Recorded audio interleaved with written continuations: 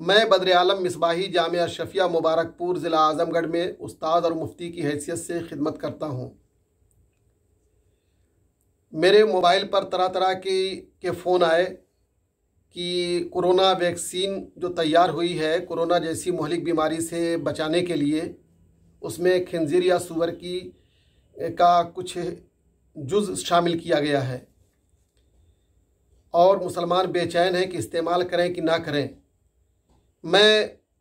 भारत नहीं बल्कि पूरी दुनिया के मुसलमानों को मुतमईन करना चाहता हूँ कि जान बचाने के लिए,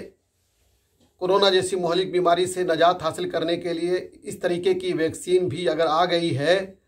तो इस्तेमाल करना जायज़ है।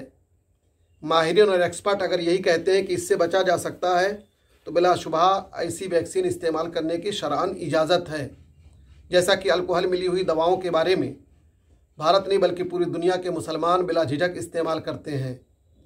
जबकि वो भी रूह शराब और हराम है, लेकिन जान बचाने के लिए, बीमारियों से बचने के लिए इस्तेमाल की इजाज़त है।